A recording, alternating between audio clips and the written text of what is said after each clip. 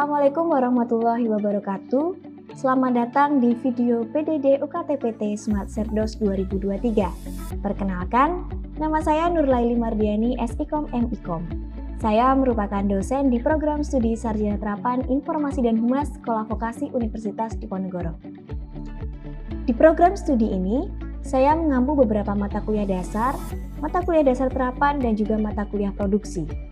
Untuk mata kuliah dasar meliputi pengantar Public Relation, Internet of Things, Manajemen Multimedia, dan juga Teknologi Informasi. Untuk mata kuliah dasar terapan diantaranya adalah Advertorial PR, PR Pariwisata, PR untuk Industri Hiburan, Relasi Komunitas, dan juga Desain Grafis. Sedangkan untuk mata kuliah produksi, saya mengampu mata kuliah Produksi Media PR 1, Media PR 2, Produksi Company Profile, dan juga Produksi Konten Multiplatform. Selama proses kegiatan belajar mengajar, saya menggunakan metode DIA, yaitu adalah Delivery, Interaction, dan juga Assessment. Delivery merupakan proses sharing knowledge kepada mahasiswa, bisa dalam bentuk bahan ajar seperti modul, bahan referensi, ataupun bahan tayang dalam bentuk PowerPoint yang di dalamnya bukan hanya memuat teks tetapi juga audio dan juga audio visual seperti video. Selain itu, pada mata kuliah produksi, saya juga menggunakan alat bantu seperti kamera, lighting, dan beberapa alat lain yang menunjang dalam penyampaian materi yang berhubungan dengan praktikum dan proses produksi. Pada I, yaitu ada interaction, saya selalu membuka kesempatan bagi mahasiswa untuk menjadikan kelas sebagai ruang diskusi, di mana ada interaksi antara dosen dengan mahasiswa atau antar mahasiswa itu sendiri. Penyajian studi kasus mengenai fenomena sosial saat ini bisa menjadi salah satu terciptanya interaksi di dalam kelas. Dan posisi saya di situ adalah sebagai rekan diskusi dan juga sebagai pemantik diskusi. Yang ketiga adalah assessment. Selain memberikan penugasan melalui ujian tengah semester dan ujian akhir semester, saya juga memberikan penugasan di setiap pertemuan mata kuliah untuk mengukur apakah subcapaian pembelajaran mata kuliah atau pemahaman terhadap suatu konsep telah tercapai. Asesmen yang biasa saya lakukan adalah dalam bentuk kuis, di mana mahasiswa akan menjawab beberapa soal yang diberikan, dan di akhir kuis, jawaban kemudian akan dibahas dan didiskusikan dalam kelas. Selain itu, keaktifan mahasiswa dalam diskusi kelas juga menjadi salah satu aspek penilaian. Prosentase nilai akhir mahasiswa didapatkan dari 60% project learning, 20% ujian tengah semester, dan 20% ujian akhir semester. Sesuai dengan bidang ilmu hubungan masyarakat, saya mengampu mata kuliah yang sejalan juga dengan kepakaran saya, yaitu adalah mata kuliah PR Pariwisata. PR Pariwisata merupakan salah satu mata kuliah di semester 4 dengan bobot 2 SKS. PR Pariwisata merupakan mata kuliah yang membantu mahasiswa untuk dapat memahami tentang konsep dasar dan hal yang berhubungan dengan pariwisata yang fokus pembelajarannya ada 3, yaitu adalah pada konsep pariwisata terutama pada community based tourism, konsep tourism campaign, dan branding dalam pariwisata, serta konsep mengenai destination branding. Capaian pembelajaran dalam mata kuliah ini adalah mahasiswa mampu memilih dan menyusun strategi branding destinasi wisata berbasis community-based tourism dengan menganalisis kebutuhan stakeholder di bidang pariwisata yang berdasarkan pemahaman tentang konsep, unsur, ruang lingkup pariwisata, serta konsep branding dan promosi di bidang pariwisata. Beberapa referensi telah saya cantumkan di samping.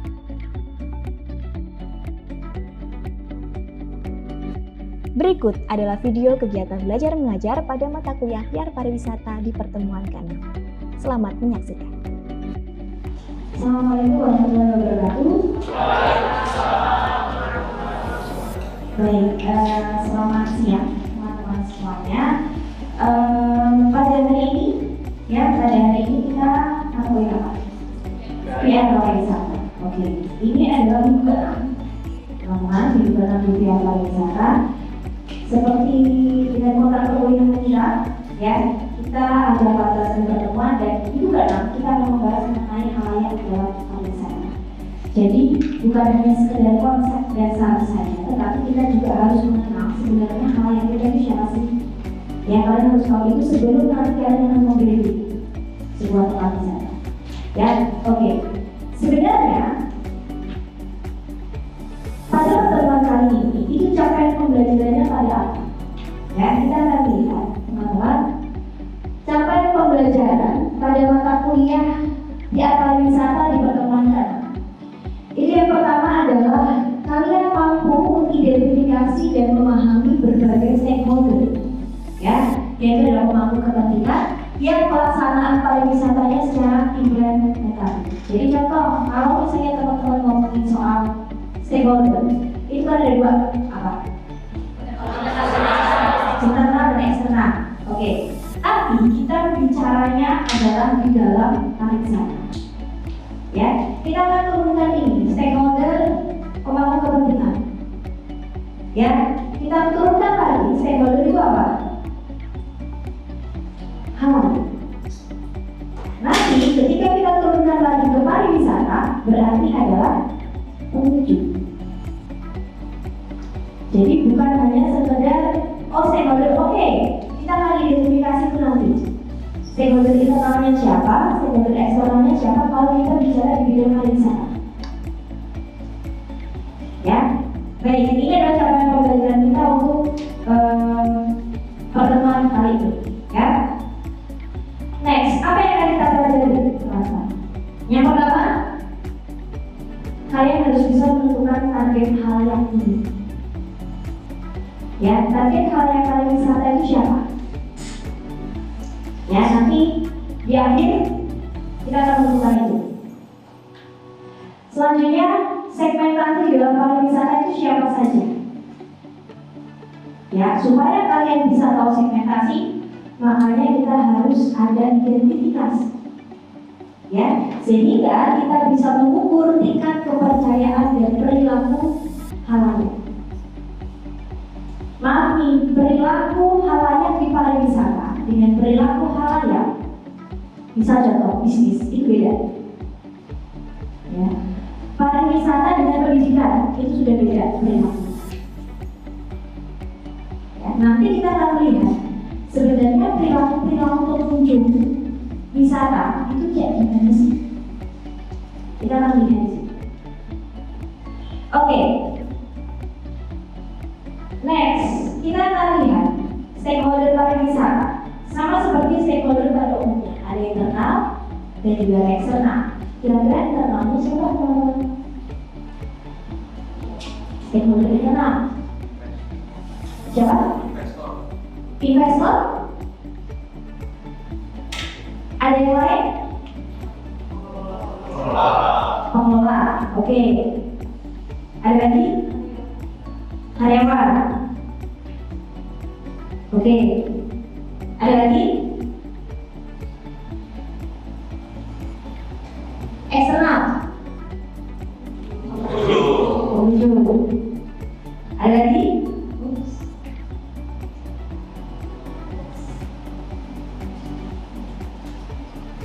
Ada lagi? Ayo. Ada lagi? UMKM sekitar. Ada lagi? Level stakeholder LSM. Ada lagi? Pemerintah. Ada lagi? Media. Kalau pemerintah itu masuknya internal atau eksternal? Ayo. Internal atau eksternal? Eksternal? Aparat keamanan. Aparat keamanan maksudnya apa? Eksternal. Aduh, ini ada eksternal, ada internal nih. Coba kita lihat. Kalau misalnya kamu adalah pemilik sebuah tempat wisata, ya, terus kamu butuh izin nggak? Ke siapa? Kira-kira dia internal atau eksternal?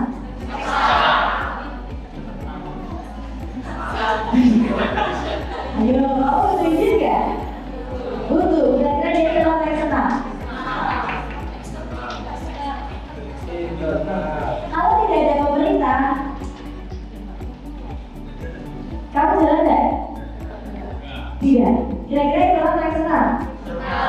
benar. Sama halnya dengan kita di institusi pendidikan. Ya, institusi pendidikan. Institusi pendidikan bisa begini. Saya pernah mencontohkan ini. Saya bikin sebuah acara. Ya, kalian itu sudah mendapatkan pengetahuan dari stakeholder juga kan? Saya bikin acara di kampus nih. Saya memang mau bikin festival di kampus. Tanda tangannya itu kan harus sampai Oktober. Nah, tapi atas nama fakultas. Ya, kira-kira ini kan acaranya tingkat fakultas. Kira-kira Pak Rektor itu internal dan eksternal? Internal. Karena apa? Izinnya dari Pak Rektor.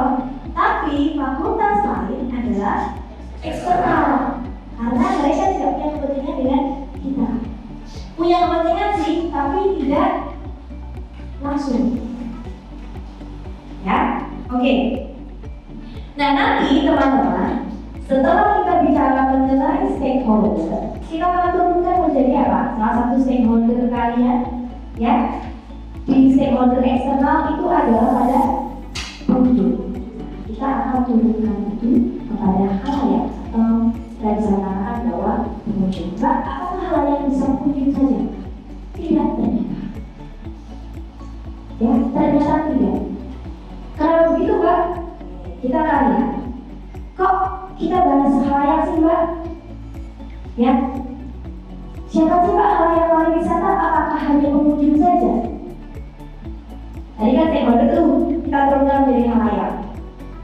Ya, halayak yang baru katakan bahwa pengunjung. Apakah hanya pengunjung saja? Siapa sih sebenarnya halayak pariwisata? Apakah hanya pengunjung saja? Ternyata tidak. Nanti kita akan identifikasi. Ya, oke. Di mana teman-teman? Kita tanya dulu, kok kita ngomongin halayak kenapa? Pariwisata ada itu karena halayak. Ya, orang-orang di sekitar itu kalau misalnya lawang sewu, kalau tidak ada halayak, ya hanya bangunan biasa. Ya, sama kok. Kalau tidak ada orang-orang sekitar, ya hanya bangunan biasa. Sehingga di sini orientasi pariwisata itu adalah pada halayak, bukan hanya pengunjung loh teman-teman, bukan hanya pengunjung. Ya, nanti kita lihat. Sehingga kenapa kita bicara halayak dalam hal ini, itu karena kita arahnya pada branding. Nanti di pertemuan ke 11 kalau tidak salah itu kita akan bicara mengenai branding, tapi lebih pada pariwisata. Bagaimana menyelaraskan antara permintaan halayak, pelanggan, pengunjung dengan brand yang dimiliki oleh destinasi wisata. Anda itu juga akan menentukan pada materi dari destinasi kalian. Contoh, kalau itu ada Samoko, ya, tidak ada halayak di situ, Samoko nggak akan ada. Berarti materi apa yang ingin kamu tonjolkan? Kira-kira apa? Samoko itu apa yang bisa digali? Sejarah. Apa lagi?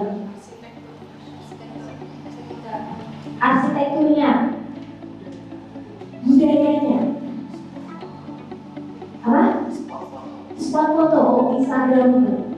Kita lihat ternyata bukan keinginan tapi kebutuhan masyarakat sekarang, kebutuhan halayak sekarang. Ya, itu pada spot foto loh. Sehingga kenapa kok kita nuruti halayak? Karena orientasi pariwisata ada pada halayak. Tidak jarang, banyak sekali pariwisata yang muncul karena gimmick. Ya, karena gimmick, karena apa? Di situ orang tidak tahu ini bukan spot wisata, tapi bisa jadi wisata yang tidak ada Instagram. Ya kan, jadi kenapa orientasi itu banyak itu pariwisata seperti itu ya? Karena kita melihat orientasi seperti apa sekarang? Halayaknya sekarang kebutuhannya adalah spot foto. Kita tanya dulu, kok kita ngomongin halayak kenapa? Pariwisata ada itu karena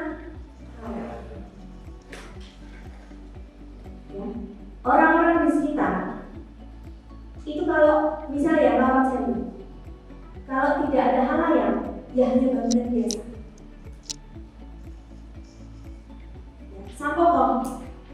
Kalau tidak ada orang-orang sekitar, ya hanya bangunan desa.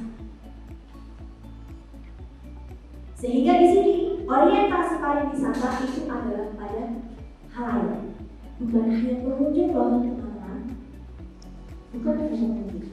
Ya, nanti kita akan. Sehingga kenapa kok kita bicara halayak dalam hal ini? Itu karena kita arahnya pada branding. Nanti di pertemuan ke 11 kalau tidak salah itu kita akan bicara mengenai branding, tapi lebih pada pariwisata. Bagaimana menyelaraskan antara permintaan halayak, pelanggan, pengunjung dengan brand yang dimiliki oleh destinasi wisata? Karena itu juga akan menentukan pada materi dari destinasi kalian. Individu Pak. Apa? Kenapa individu? Karena kayak di Kalimantan Jawa.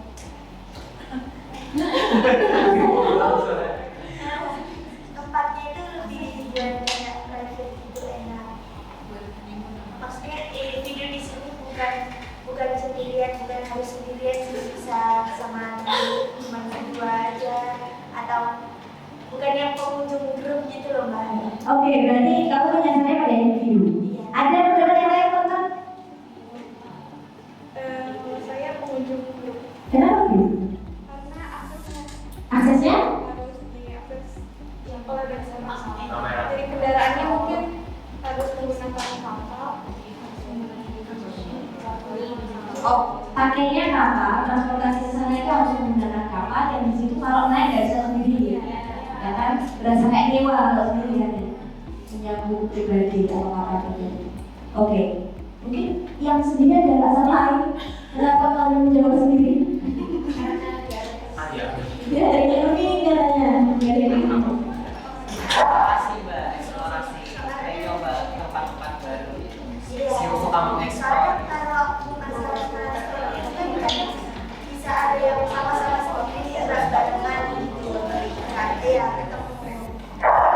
Mereka yang di Kalimantan Jawa ya perorangan itu lebih mengandung anak-anak muda.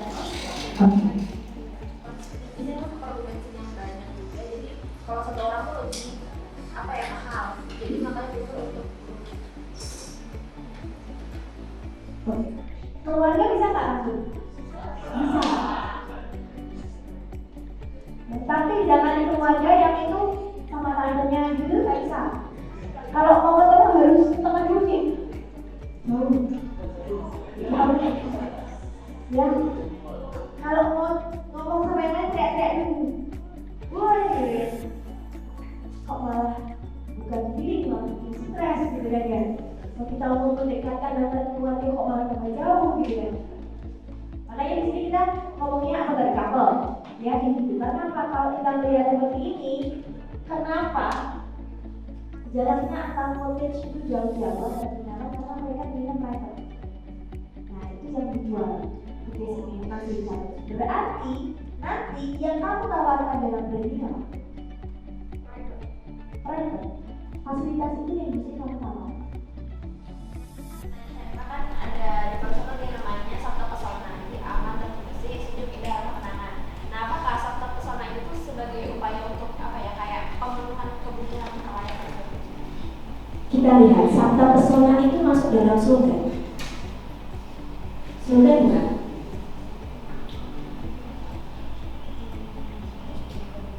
Bukan sih Mbak, jadi kayak selalu ada di tempat wisata kayak list.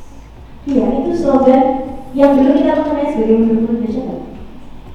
Wonderful Indonesia. Ya, dimana itu menjadi slogan kita saat ini, Sabta Pesona. Sabta Pesona itu adalah merepresentasikan bagaimana seharusnya pariwisata kita sekarang. Teman-teman, identifikasi halayak berdasarkan visualisasi dalam bentuk gambar atau bentuk foto dari destinasi yang akan saya berikan ke teman-teman. Ya, silakan dijawab. Kira-kira tadi kan sudah ada banyak ya, ada pengunjung ini dan sebagainya.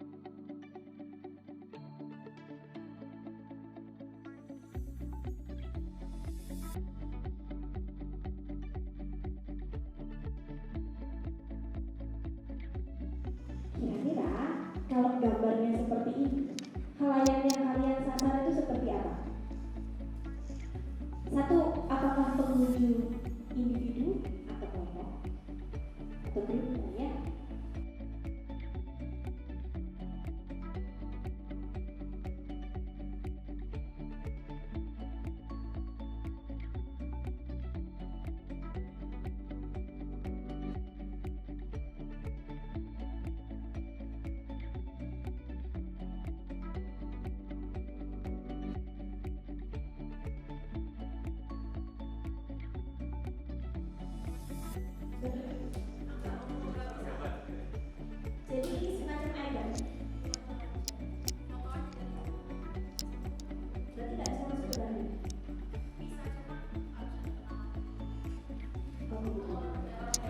Orang dalam. Layaknya apa maksudnya? Layaknya yang mana nih? Kira-kira. Keluarga bisa nggak masuk? Bisa.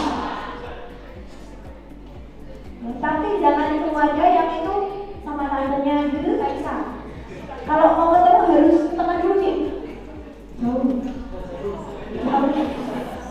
Ya. Kalau mau ngomong sama yang lain teriak-teriak dulu. Woi, kok malah bukan healing malah bikin stres gitu kan ya. Kalau kita mau mendekatkan antar keluarga kok malah tambah jauh gitu kan. Makanya di sini kita ngomongnya apa dari couple. Ya gitu. Kenapa kalau kita melihat seperti ini? Kenapa jaraknya antar voltage itu jauh-jauh dan kenalan karena mereka punya private. Nah itu yang dijual di sini fasilitas. Berarti nanti yang kamu tawarkan dalam branding apa? Private. Fasilitas itu yang bisa kamu tawarkan. Saya kapan? Dua, dulu. Yang mana dulu? Mana dulu? Jadi Mbak, tadi kan ada kelompok individu sama ada yang individu dan kelompok. Tapi kan tadi couple masuknya individu. Mungkin 3 orang juga masuk individu. Nah, batasan dari individu dan kelompok itu Kita lihat kebenaran yang tadi adalah Mbak, kita kapal, kenapa nggak masuk ke grup? Yang namanya kapal, kemana-mana pergi berdua. Kalau mau foto, ada orang di sebelahnya mau nggak dia? Makanya maksudnya pada itu karena kebutuhan dia adalah private, bukan grup. Makanya kalau dalam keluarga jalan-jalan, ya ada beberapa pasangan ya misalnya dalam keluarga, kakak, adik dan pasangannya masing-masing. Itu kenapa mereka jalannya sendiri-sendiri? Sendiri-sendiri dalam artian sama kapalnya sendiri-sendiri. Mau kemana? Mau sana? Yang mereka harus cari private, walaupun dalam satu keluarga loh ya. Mereka cari private. Atau misalnya keluarga besar, teman-teman kan sering ya kumpul keluarga besar, yang besar banget gitu loh. Nah itu kan mesti gandengannya ya sama kapalnya. Walaupun itu keluarga besar yang gerung, ya, tapi ketika kita bicara couple itu kenapa selalu? Karena mereka pengennya private, aku pengennya sama dia aja. Sehingga di situ masuk individu. Kalau kamu masukkan ke dalam grup, kebutuhan grup itu beda dengan kebutuhan individu. Nanti materi yang diberikan itu juga beda. Untuk PR pariwisata kita hari ini, ya, jadi kita akan lanjutkan di minggu depan. Ya, jadi bukan hanya kita akan bicara mengenai strategi hidup tentang halayak, ya, tetapi kita juga akan bicara mengenai materi. Ya. Oke, sekian untuk mata kuliah PR pariwisata pada pertemuan pada hari ini.